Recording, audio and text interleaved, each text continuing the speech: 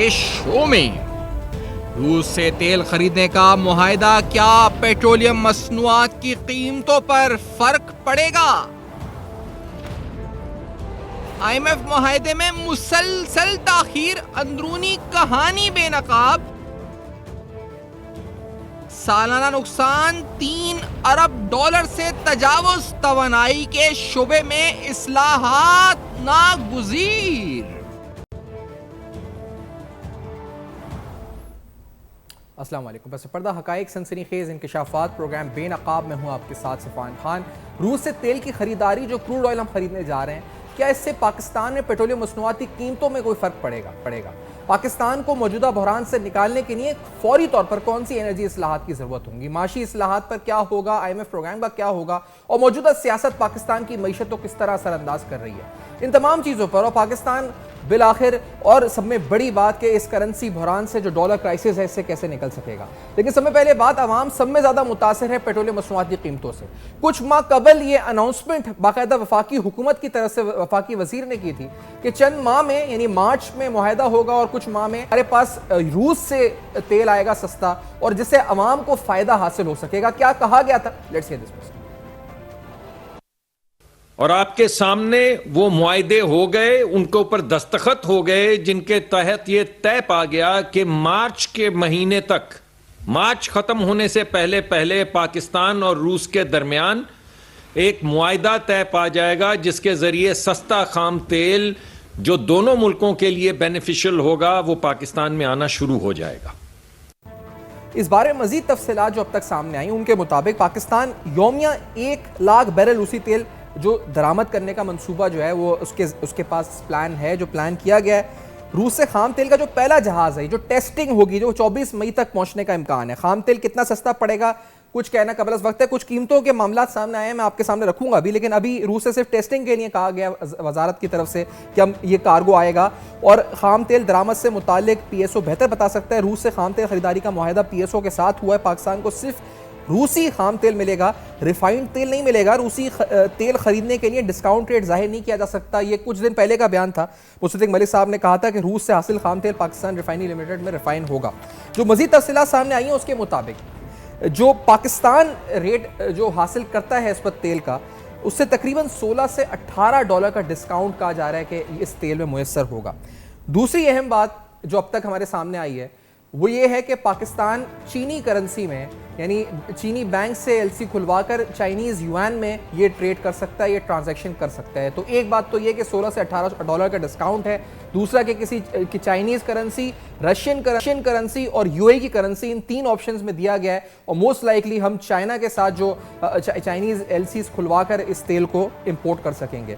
एक और अहम कंसर्न क्वालिटी का है कि आया इस तेल की क्वालिटी क्या होगी। दूसरा अहम कंसर्न इसकी कॉम्पोजिशन का है, क्योंकि जो अरब लाइट ऑयल एक्सपर्ट से हमारी बात हुई, वो जो अरब लाइट है उसमें जो कॉम्पोजिशन 45% HSD यानी हाई स्पीड डीजल की और 25% जो है वो फर्नेस ऑयल की होती है। ये जो रूसी तेल है, इसमें जो कॉम्पोजिशन हाई स्पीड डीजल की है वो 32% है, और फर्नेस ऑयल की जो कॉम्पोजिशन है वो 50% है। तो एक तो इसकी ट्रांसपोर्टेशन को लेकर कंसर्न है कि उस पर ज़्यादा कॉस्ट है। दूसरा इसकी क्वालिटी को लेकर कंसर्न है। तीसरा इसकी कॉम्पोजिशन क्योंकि ऐसी है, तो ये $16 से $18 का जो डिस्काउंट है, क्या ये काफ़ी होगा या मजीद डिस्काउंट हमें हासिल करना होगा, ये इंपॉर्टेंट सवाल है। और साथ साथ क्या इस तेल से, जो सब में बुनियादी सवाल है, इसके आने से पाकिस्तान में पेट्रोलियम मसनूआत की कीमतों पे कोई फ़र्क पड़ेगा या नहीं पड़ेगा। असल तो क्वेश्चन ये है लोगों के जहनों में कि यहाँ पेट्रोल सस्ता होगा या नहीं होगा इसके आने से। सीधा स्ट्रेट फॉरवर्ड ये सवाल रखते हैं डॉक्टर फरूख सलीम साहब, डॉक्टर इकराम उल हक साहब के सामने। डॉक्टर फरूख सलीम साहब, क्या पेट्रोल होगा, ये तेल 24 मई को पहला शिपमेंट पहुंचेगा 1 लाख बैरल का, इसके बाद डीजल या पेट्रोल की कीमत में कोई फर्क पड़ेगा? फरूख सलीम साहब। इरफान साहब, 2 इश्यूज आपने उठाए हैं। आपने क्वालिटी का जिक्र किया और आपने खाम तेल की कॉम्पोजिशन का जिक्र किया। 3 या 4 इशू इसके मजीद भी रूसी ऑयल की हवाले से जो है वो उठाए जाने चाहिए। एक तो ये है कि इस वक्त रूस के पास ऑयल टैंकर्स की बड़ी शदीद कमी है। वो तेल जो है वो शायद सप्लाई नहीं कर सकेगा दुनिया भर के मुल्कों को, अगर वो चाहे भी। दूसरा, आपने पेमेंट का जिक्र जरूर किया, लेकिन आपने कहा कि शायद हम यौन में पेमेंट कर देंगे, चाइनीज करेंसी में। देखिए, चाइना के साथ इस वक्त हमारा तकरीबन 10 से 11 अरब डॉलर का सालाना खसारा होता है, तजारती खसारा। हमारे पास यौन नहीं है जिसकी हम पेमेंट जो है वो कर पाएंगे। दूसरा, इंश्योरेंस का एक बहुत बड़ा इशू है। इंश्योरेंस का मगरबी ममालिक ने एक बहुत बड़ा माफिया बना रखा है, और रूस का जो तेल आ रहा है उस पे इंश्योरेंस का कवरेज जो है वो अवेलेबल नहीं है। एक बहुत बड़ा इशू ये है कि अरब से, सऊदी अरब से जो हमारे यहाँ तेल आता है, उसका जो किराया है जिसको फ्रेट कहते हैं, वो लगभग 25 से 30% आता है उस फ्रेट का जो कि रूस से आएगा। तो अभी तक इन सारे एलिमेंट्स के बुनियाद के ऊपर मैं ये कहूंगा कि कीमत के ऊपर कोई फर्क नहीं पड़ेगा। जो पाकिस्तानी कंज्यूमर ने पे करनी होगी, अगर आएगा तेल तो बहुत ही कम मकदार में आएगा। और दूसरा ये है कि ये ट्रक की बत्ती ज्यादा है और हकायक कम है इसके अंदर। नहीं, तो आप ये कह रहे हैं कि अरब लाइट जो हमें पड़ रहा है इस वक्त, हमें वही रेट इसका पड़ेगा आफ्टर ट्रांसपोर्टेशन, ये तमाम चीजें, इसकी रिफाइनिंग कॉस्ट, तो हमें कीमत में कोई फर्क नहीं पड़ेगा, $1 का फर्क भी नहीं पड़ेगा? नहीं, अगर देखिए, अगर बहुत ही कम क्वांटिटी आती है, अगर 2 या 3% आपका तेल जो है वो रूस से आ जाता है और किसी तरीके से पाकिस्तान में पहुंच जाता है, तो उसका कोई मेजर इम्पैक्ट जो है वो सारिफ के हवाले से सामने आने वाला नहीं है। अच्छा, जो और प्लान मैंने देखा है जिसमें तेल जो है वो पहले पाइपलाइन से पहुंचेगा एक मुल्क के बॉर्डर के ऊपर, फिर पाइपलाइन से निकाल के उसको टैंकर में लोड किया जाएगा, फिर वो अफगानिस्तान से गुजरेगा, फिर वो पाकिस्तान पहुंचेगा। तो it does not really make any sense. ये जैसे मैंने कहा, ये ट्रक की बत्ती ज्यादा है और इसमें अफसाना ज्यादा है, हकीकत बहुत कम। इकरामुल हक साहब, क्योंकि इसका चर्चा तो पहली हुकूमत ने भी किया था, इमरान खान साहब बल्कि उनके वज़रा कहते थे कि हम तो मुआहिदा करने लगे थे, इस वजह से हम जो थे, हमें हुकूमत से हटाने की वजूहात में एक वजह यह भी गिनवाई जाती है। हमाद अजहर साहब ने इसका बड़ा चर्चा किया, मौजूदा हुकूमत इसका चर्चा बहुत कर रही है और तवक्को का इजहार यह किया जा रहा है कि शायद इसके बाद कीमतों में कमी आएगी। डॉक्टर साहब, आपका तज्जिया क्या है? इकरामुल हक साहब, क्या कोई कीमतों में कमी आएगी इससे? जी बिल्कुल भी नहीं, मेरा नहीं ख्याल कीमतों में इससे कोई कमी का इम्कान है, क्योंकि एक तो बहुत से हिडन एक्सपेंसेस अभी जिसका जिक्र डॉक्टर फारूक सलीम साहब ने भी किया, दूसरा ये कि इसकी क्वांटिटी इतनी कम होगी कि ओवरऑल हमारी जो सप्लाई है उसके अंदर इसका कोई ख़ास इम्पैक्ट नहीं आने लगा। तीसरी बात याद रखिए कि अभी बहुत ये बात सामने आने वाली है कि IMF ने ये कहा है कि चूंकि आपका बजट पूरा नहीं हुआ FDR का, और मुआहदा ये था कि अगर ये फेल हुआ तो आप 18% सेल टैक्स भी लगाएंगे पेट्रोलियम प्रोडक्ट्स के ऊपर।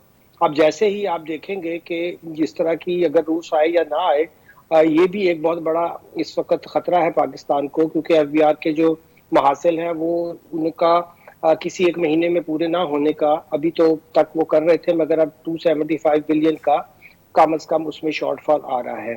और उसके लिए वो चूंकि सेल टैक्स जीरो किया हुआ था और उसकी बजाय पेट्रोलियम लेवी जो था वो मैक्सिमम 50% लगा चुके थे, तो अगर ये 18% लगता है तो फिर तो चाहे वो रूस का है या किसी और का है, इनकी कीमतों में मजीद इजाफा होगा। फिर डॉलर की पैरिटी का भी मसला है। अगर आप देखें तो मसलसल रुपया जो है उसकी कदर डॉलर के मुकाबले में गिर रही है। जब उसको आप अकाउंट फॉर करेंगे तो फिर भी ये प्राइस जो है ऊपर जाने के इम्कानात रहेंगे, क्योंकि आप उसको तो स्टेबल कर नहीं पा रहे हैं अपने पाक रुपी को डॉलर के अगेंस्ट, और वो खतरा ज्यादा बड़ा है क्योंकि उससे ओवरऑल इन्फ्लेशन भी बहुत बढ़ रही है। ज्यादातर हमारा दारोमदार भी इंपोर्ट पर रहता है और फिर फर्नेस ऑयल और ये सारी चीजें महंगी होंगी, तो ओवरऑल इकॉनमी जो है उसके अंदर ये रशिया के तेल की थोड़ी सी बात करके अटेंशन डाइवर्ट करने की जो कोशिश कर रही है हुकूमत, मेरा ख्याल में वो महज लोगों को खुश करने के लिए है कि शायद हमने कोई बहुत बड़ी ब्रेक थ्रू कर दिया है, कोई बहुत बड़ा तीर मार लिया। उसके बजाय जो पाकिस्तान की अपनी एक्सप्लोरेशन और अपनी जो कैपेसिटी थी उसको बढ़ाते, तो पहले एक जमाने में आपने देखा कि हम काफी उसके हद तक वो डॉलर्स में तो मुमकिन नहीं है। सही। आपने यौन का जिक्र किया, यौन का मैंने आपको बताया कि वो हमारे खजाने में तकरीबन ना होने के बराबर है, क्योंकि हमारा दुनिया भर में जो किसी भी मुल्क से सबसे बड़ा तिजारती खसारा है वो चीन के साथ है। तो हम तो मुसलसल जो चाइनीज करेंसी समझ लीजिए या हमारी जो एक्सपोर्ट्स है चाइना को वो समझ लीजिए, वो बहुत कम है, वहां से इंपोर्ट जो है वो बहुत ज्यादा होती हैं, और वो भी तकरीबन सारी की सारी आप समझिए कि वो डॉलर की करेंसी के ऊपर ही होती हैं। हमारा जो यौन का आपस में एग्रीमेंट है वो बहुत छोटा है मुकाबलतन हमारी पूरी तिजारत के। तो एक तो पेमेंट का जरिया कोई नहीं है, रूस को पे करने का कोई तरीकाकार नहीं है, जिस करेंसी का आप जिक्र कर रहे हैं वो करेंसी हमारे पास है नहीं। दूसरा ये कि हम रूस तक क्यों जाते हैं, अगर तेल आपने सस्ता लेना है तो आपके बॉर्डर में ईरान भी खड़ा है, ईरान से तेल बहुत सारा स्मगल भी हो रहा है। तो अगर आपने कुछ ऐसा ही काम करना है तो ईरान से तेल जो है वो इंपोर्ट करना शुरू कर दें। IMF के पैकेज में आप जा रहे हैं और अगर हमारा ये ख्याल है कि हम पैसे जो हैं वो मगरबी ममालिक से लेंगे और वही पैसे जो हैं वो रूस को दे देंगे, तो ऐसा तो मगरबी ममालिक नहीं होने देंगे। नहीं, तो इस पर आपको लगता है कि आईएमएफ का भी कुछ इस पर मसाइल आ सकते हैं, वहां से भी कुछ मसले आ सकते हैं आईएमएफ प्रोग्राम में भी, अगर हम ये काम करते हैं तो? देखिए, अभी जो IMF का प्रोग्राम हमने नेगोशिएट किया हुआ है वो 2019 में हुआ था। उसमें कोई ऐसी इस किस्म की कोई शराइत नहीं है।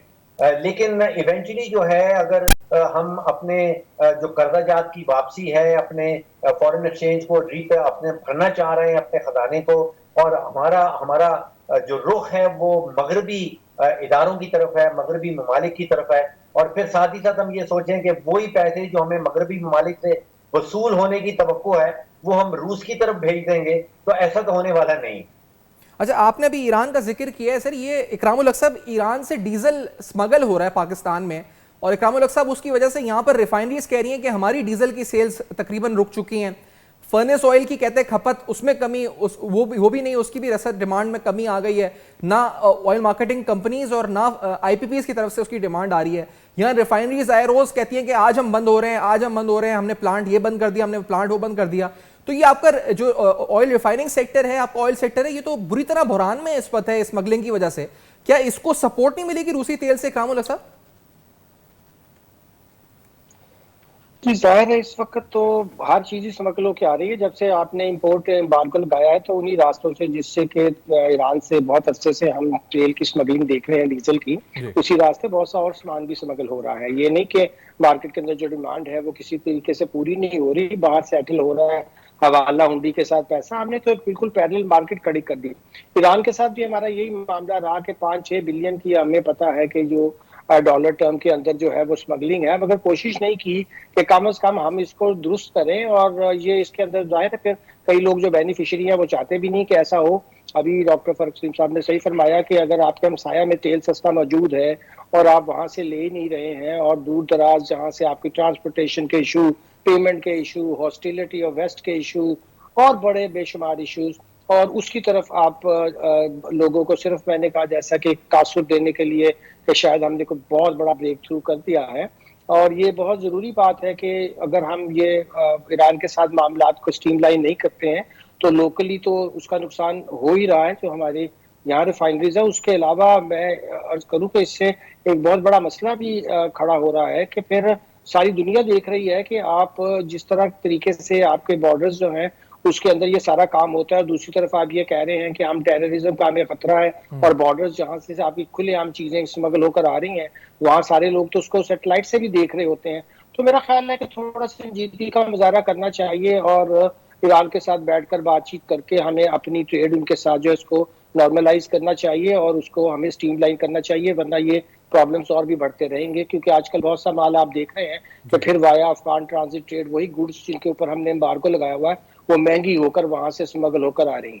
नहीं, और फरूख सलीम साहब, क्योंकि ये तो फिर हमने जो पॉलिसी डिसीजन लिया कि रूस से हम इंपोर्ट करेंगे, ये तो साबका हुकूमत ने कहा कि हमारा इनिशिएटिव था, उन्होंने इसका चर्चा भी किया। बल्कि जैसा मैंने इकराम साहब से कहा कि उन्होंने तो ये तक कहा कि हमारी हुकूमत गई इस वजह से है कि हम जो है ये करने वाले थे मुआहदा। हमारा अजहर साहब ने खत दिखाया, खतूत उन्होंने ट्वीट किए, दिखाए, मीडिया पर आकर दिखाए।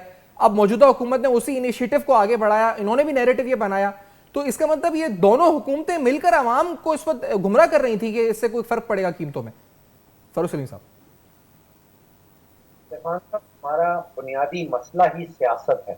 हमारा बुनियादी मसला माशी नहीं है, यकीन जानिए वो सब सियासी मसले हैं। और सियासी बुनियाद के ऊपर जो ऐलानात किए जाते हैं, जो फैसला साजी की जाती है, उसका एक बहुत बड़ा माशी नुकसान उठाना पड़ता है। देखिए, इस वक्त असल फोकस ये होना चाहिए कि अमेरिका का एक इदारा है जो कहलाता है एनर्जी इंफॉर्मेशन एडमिनिस्ट्रेशन, उसका एक बड़ा डिटेल सर्वे है, और वो ये कहता है कि पाकिस्तान के अंदर कोई 9 बिलियन बैरल्स जो हैं वो तेल के जखायर मौजूद हैं। यानी कि अगर हम अपना तेल जो है उसकी एक्सप्लोरेशन करें और उसको बाहर निकालें तो कम से कम 40 से 45 साल की जो कंजम्पशन है, जो हमारी खपत है, वो हमारे पास मौजूद है। लेकिन उस तरफ कोई फोकस नहीं करता। इसी तरह वही रिपोर्ट कहती है कि कोई 109 trillion cubic foot of gas Pakistan के अंदर मौजूद है, जिसका मतलब यह है कि तकरीबन 45-50 साल की खपत जो है वो गैस की, वो हमारे अपने मुल्क के अंदर मौजूद है।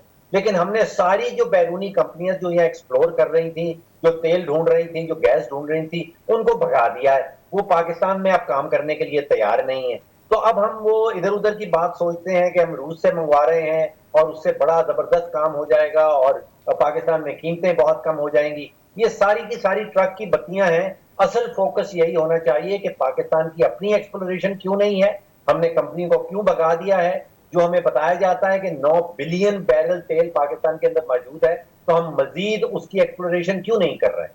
बहुत बुनियादी सवाल है। और इसके साथ साथ पाकिस्तान के तवानाई के शोबे में जो मौजूद मसाइल हैं, जिसकी वजह से पाकिस्तान को न सिर्फ गर्दिशी कर्जे बल्कि सालाना अरबों डॉलर का नुकसान हो रहा है, इस पर भी और पाकिस्तान और IMF का मुआहदा आखिर क्यों ताखीर का शिकार, कहां मामला रुका हुआ है, कितने दिन इंतजार। और वजीर दाखिला ने भी अब तो कहा है कि शायद 8-10 दिन में हो जाए, लेकिन इसकी अंदरूनी तफसीलात, मामला रुके कहाँ हैं, इस पर बात करेंगे इस ब्रेक के बाद। हमारे साथ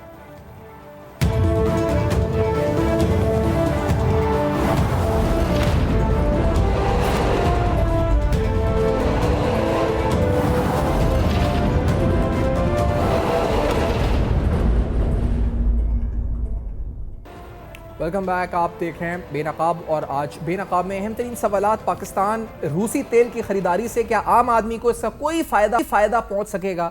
क्या $1-2 कोई भी हमें जो डिस्काउंट $16 to $18 की बात हो रही है इन एक्चुअल ट्रांसलेट हो सकेगा कम कीमतों में पाकिस्तान में पेट्रोलियम मसनूआत की?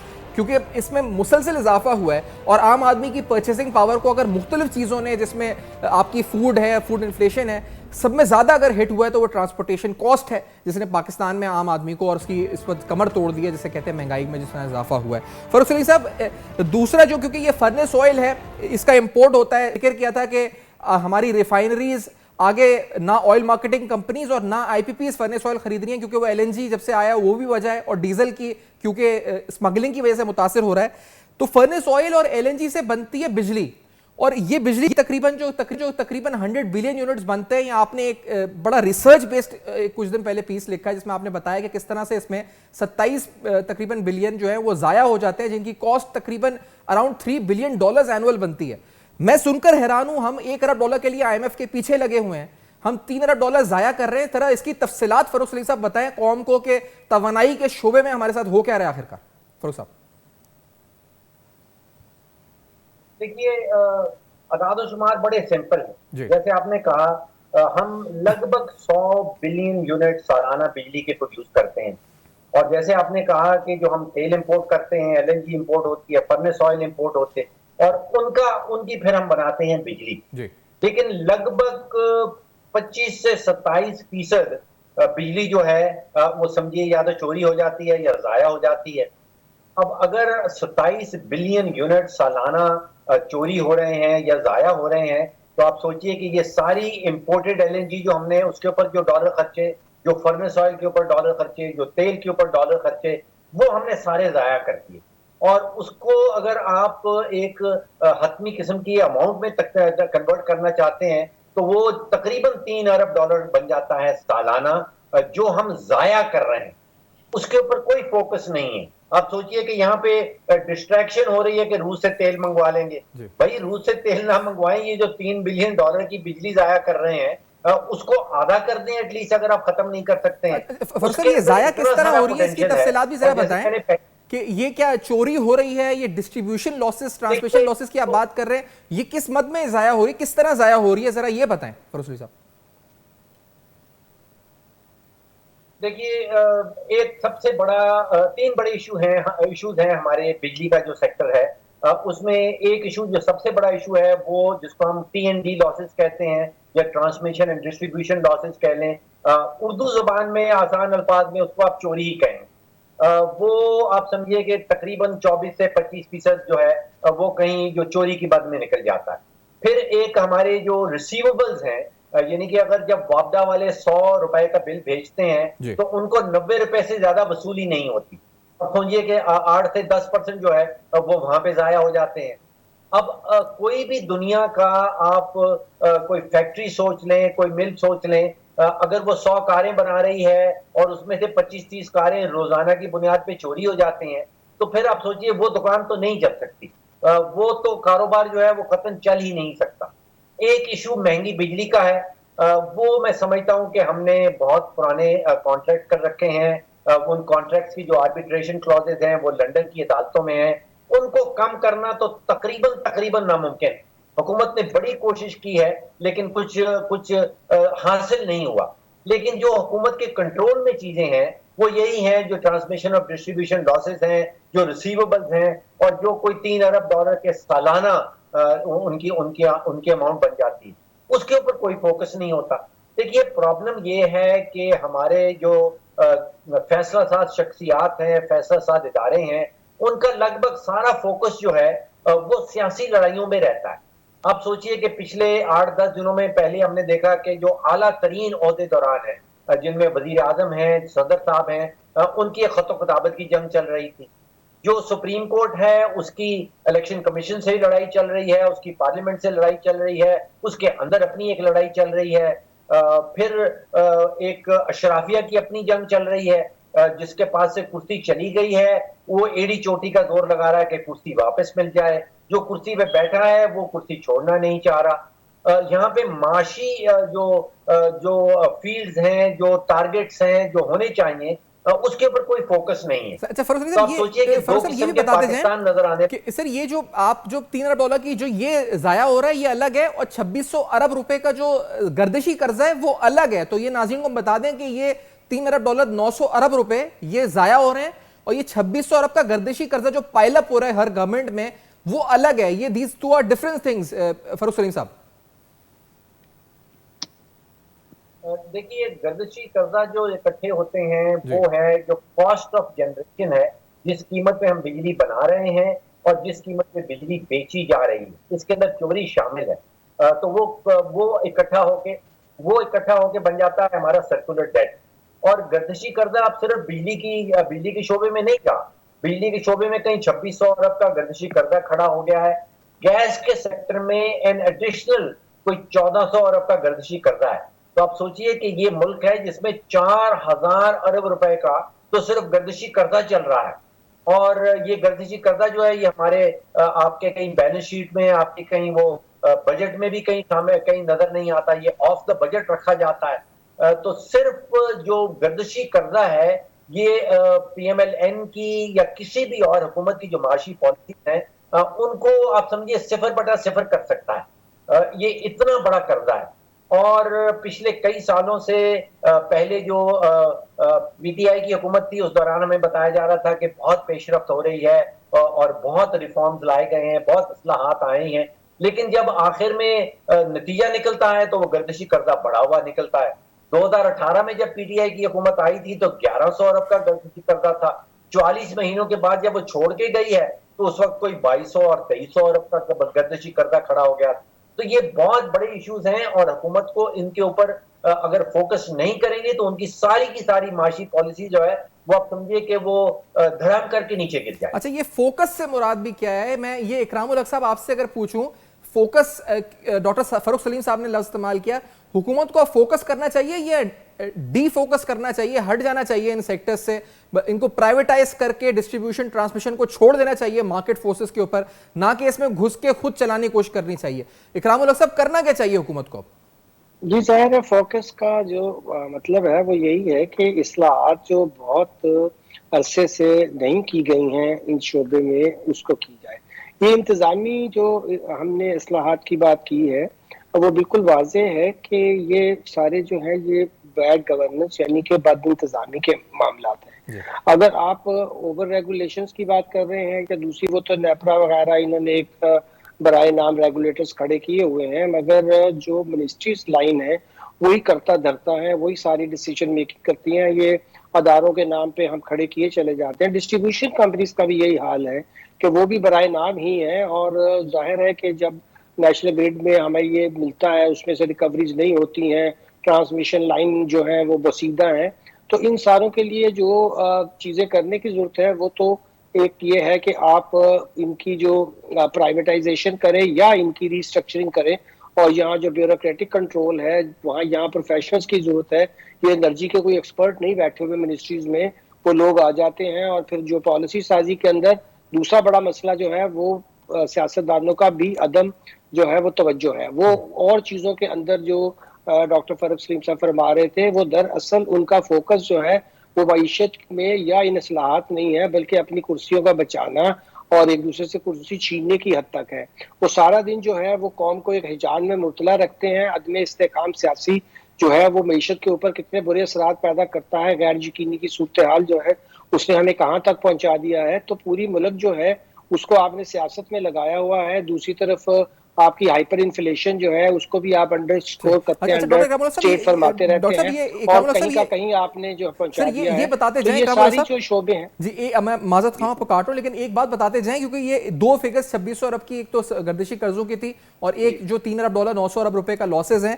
आप क्योंकि टैक्स के माहिर हैं, ये बताएं कि इसमें जो हम मराद बांट रहे हैं इन्फ्लुएंशियल तबकात को, या वो जो हम मुफ्त बिजली या सब्सिडी या वो रीजनली कंपैटिटिव टैरिफ्स दे रहे हैं, तो वो सब मिलाकर ये कितना बन जाता होगा? यानी 4000 अरब के गर्दिशी कर्जे और फिर ये 900 अरब की चोरियां, और फिर जो हम तोहफे में लोगों को मुफ्त में दे रहे हैं या बिजली के पैसे नहीं ले रहे या जो भी हम सब्सिडीज दे रहे हैं वो इसमें शामिल है, ये वो अलग बनता है कंपोनेंट? इकरामुल हक साहब जी देखिए, इस वक्त तो ये हाल है कि जहाँ जहाँ पे भी हमने ये मराद दी हैं, जहाँ जहाँ भी हमने ये बड़े बड़े होल्स क्रिएट किए हैं, जहाँ जहाँ भी ये टैक्स एग्जम्पशंस हैं या हम ये इन चीज़ों को नहीं रोक पा रहे, तो ये तो एफबीआर की टोटल कलेक्शन से भी बड़ी फिगर बन जाती है। एक तरफ तो नाजायज टैक्सेस लगा लगा के हमने लोगों की मईशत को, ग्रोथ को तबाह किया हुआ है, दूसरी तरफ मराद दिए चले चले जा रहे हैं।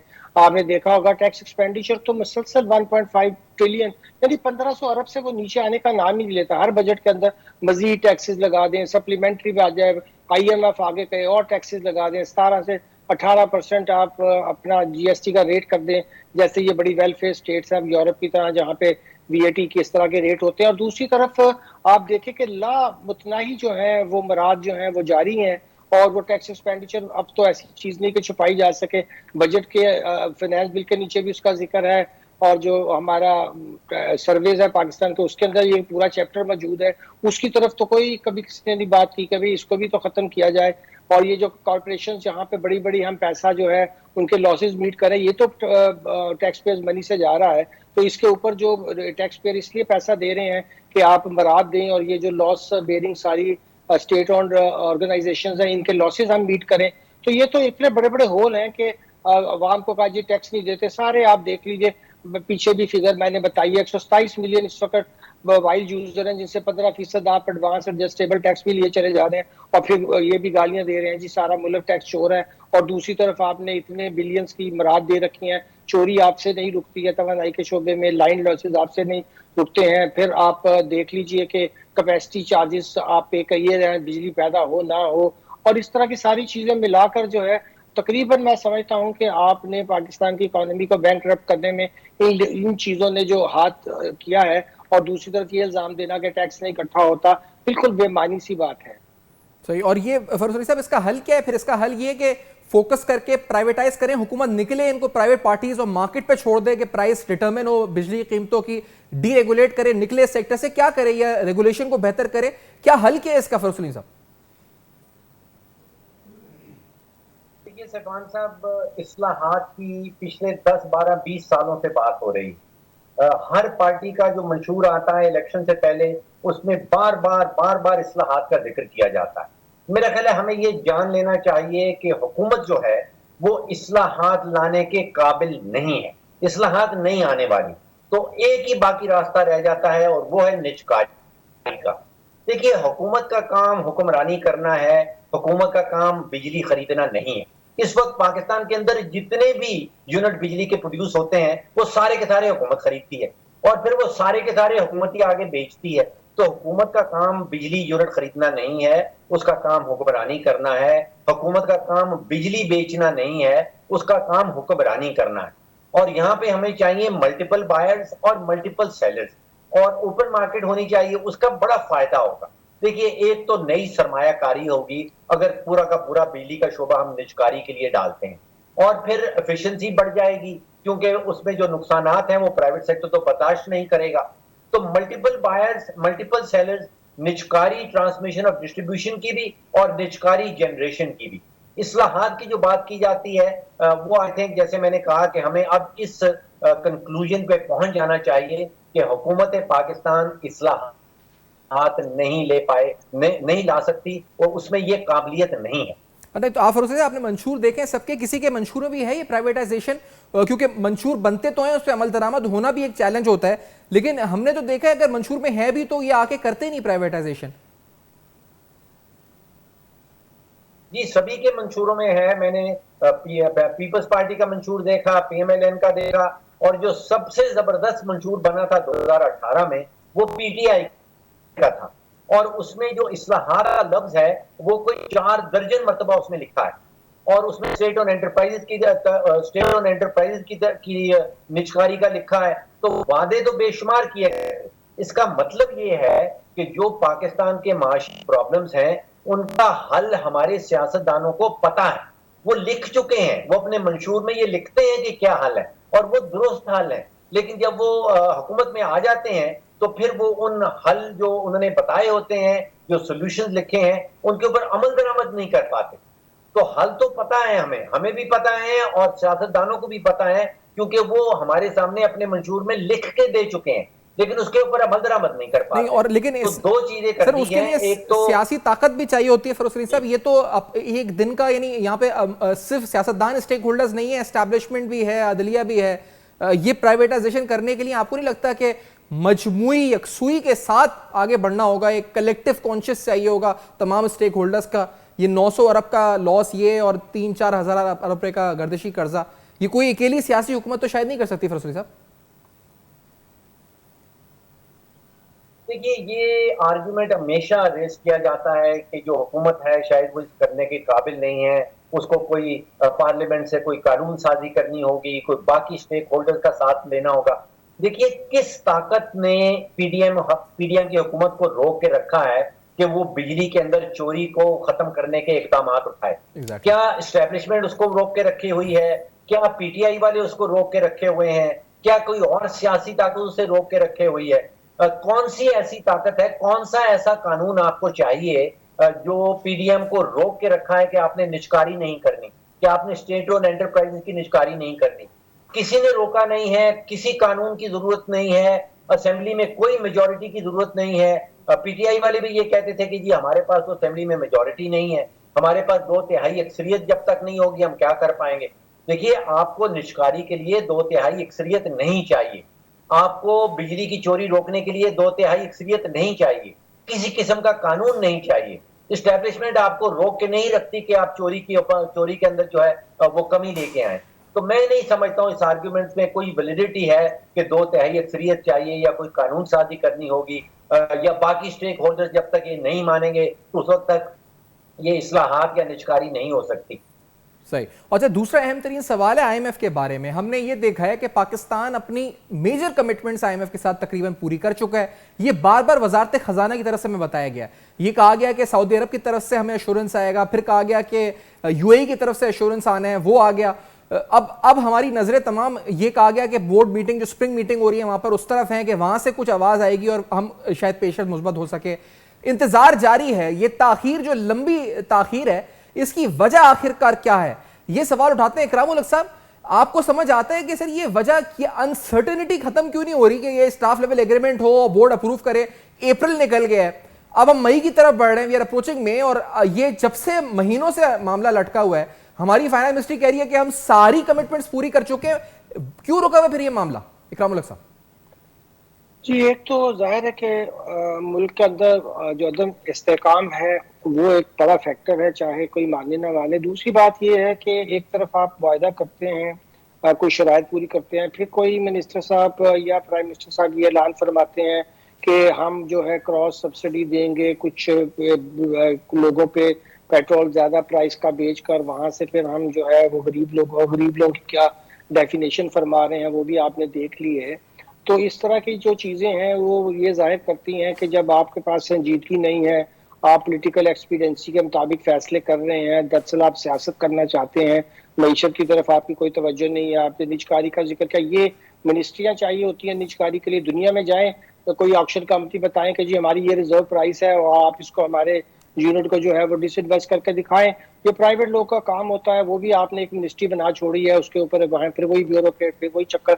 यही हाल जो है वो आपने जो IMF के बारे में पूछा सवाल कि बार बार ये कहने के कि जी ये शर्त थी, फिर उन्होंने कुछ और ऐड कर दिया। वो तो अब आपसे ये भी पूछेंगे कि बजट सर पे आ गया, जरा उसकी बताइए कि आप कोई पॉपुलर बजट देना चाहते हैं या इसमें कोई संजीदगी का। 2 अभी आपके रिव्यू पेंडिंग है, एक तो ये 9th नहीं हो रहा है, अभी जून में ये प्रोग्राम खत्म होने वाला है। तो आप खुद देख लीजिए कि सियासी लोगों की क्या इसमें दिलचस्पी है।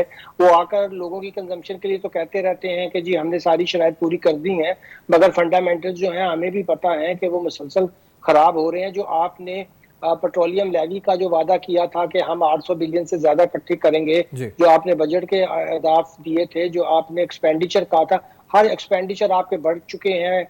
जो आपका टैक्स है वो कलेक्शन नीचे है।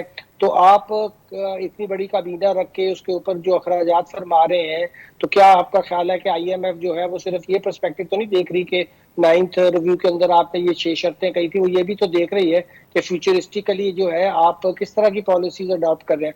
उसमें तो फिर वही गैर संजीदगी नहीं, बल्कि मैं समझता हूँ कि एक ऐसी सूरत नजर आ रही है कि बहुत से लोग अब ये कहने कि मजबूर हैं कि दरअसल ये खुद ही IMF का प्रोग्राम खराब करना चाहते हैं और एंड पे ये कहेंगे जी देखें हमने तो पूरा काम कर दिया था, ये चूंकि PTI ने जितने सख्त वायदे किए थे ये नाकाम हो गया। एक जो हमने पूरा किया था उसमें भी कई वेवर हमने लिए। इकराम साहब, क्योंकि वक्त में बहुत सर मैं माजरत हूँ, वक्त मैं आपका शुक्रिया अदा करूंगा, आपने अपना मौके पर तजिया दिया इस पूरी सूरत पे। इस ब्रेक समराइज करने इस गुफ्तगू का आएंगे, हमारे साथ रहिए।